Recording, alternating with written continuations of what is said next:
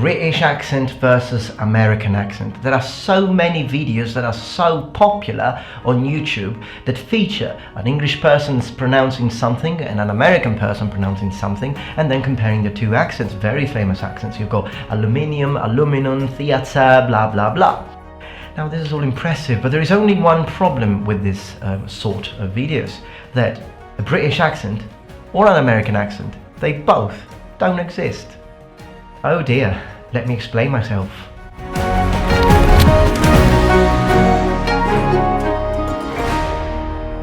Kiwi accent. Hello noble ones, welcome back to my channel. It is such a pleasure to have you here today. This is the Metatron speaking. Now, you know that normally on my channel I talk about medieval weapons, armors, helmets, all of these things because they are my hobby. And my channel reflects my hobbies, but my job, I'm a linguist and I teach languages, among which I teach English. But then you gotta ask, Raf, Metatron, have you gone mental? What do you mean there is no such thing as a British accent or an American accent? Of course there are. Metatron, you should take responsibility. You've got thousands of people watching your content, you should teach them the truth. Okay, I'll say it. There is a British, no there isn't. I'm sorry, I know, I gotta tell them, Now let's say regular viewer, regular person, you are not English and you imagine a British accent, okay? Now most people, when they imagine a British accent and they're not from England, they come up with with two accents. The first one being people from southern England who belong to the upper class. For example, people who talk like this all the time, you know. Or the actual posh. Hello. Well, southern England is in Britain, so they are technically British accents, right?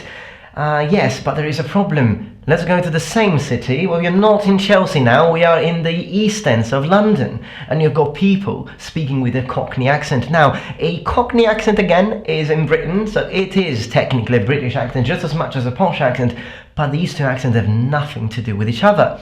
For instance, Cockney, I've never read a book in my life. Do you know who you've got in the back of your car? 13 notes. Are you having a bubble? Are you having a Turkish? You can't change fighters at the last minute, so no, I don't have my fight, do I, you f***ing brat? That is a British accent, but we are still in the same city. Let's move forward. Let's go and travel north to Liverpool. Liverpool is in Britain. That's still a British accent. For example, that's me buchleich. I've just come back from work, I have no money. What the f*** do I know about antiques, mate? Now this is still a British accent, but we can't even cross the border. Let's go all the way to Scotland. Scotland is still in Great Britain, so it's still a British accent. For instance, alright wee man, no, I don't know, I'm from Scotland. We don't like the English. Chicken, 0, 5, 9, 6. Now, I could go on like this for hours, but I think you got my point. All of these are British accents, which means that when you say a British accent, it's like saying a European accent. But what the heck is a European accent? You can have people speaking like this from France, and I have a little bit of an accent. I speak English, but I have an accent. And then you have an Italian accent of people speaking like this, which is very interesting because they talk about the pizza. Now, a similar situation applies to America. In America, it being a lot bigger, normally you need more distance to travel before the accent actually changes. But still, what most people think when they imagine an American accent is a general American, which is something we hear on the news, sometimes on films and video games. But let's take an American from Utah, an American from Florida, and an American from Texas, and you will notice that they will all have a completely different accent. But you Tom, yes, I can see you watching my content right now. Nice t-shirt, by the way.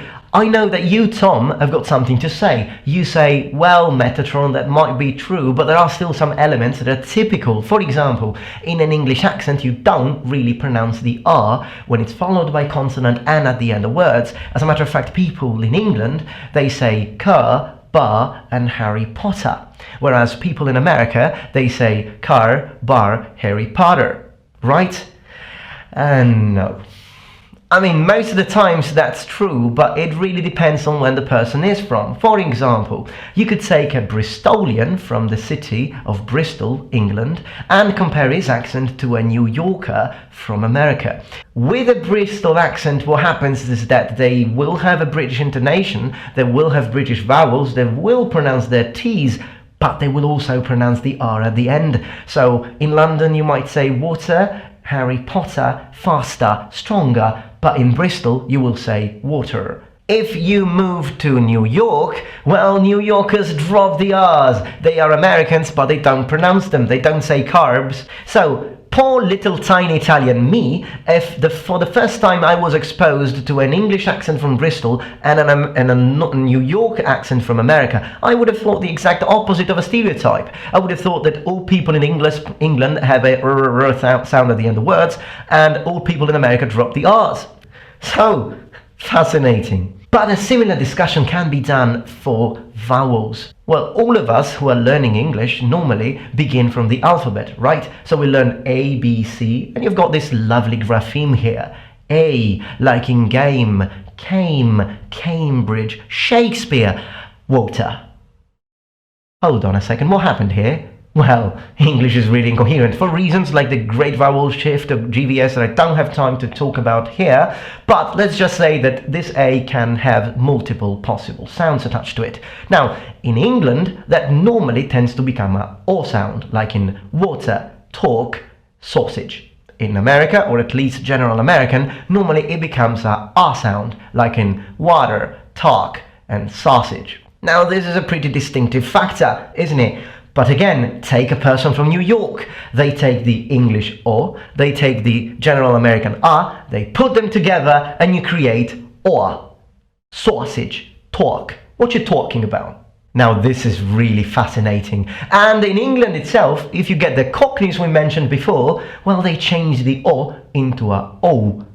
Talk, of course, woke. Now, all of this, well, you can consider it to be brilliant, or you can consider it to be awesome. Well, whatever you choose of the two, I think that as an Italian, I will just stick to my Mamma mia. Alright, thank you very much for watching and thank you for your time. I hope that you were entertained and that you have learned something interesting today. Thank you very much for watching, and remember, the Metatron has spread his wings. Goodbye.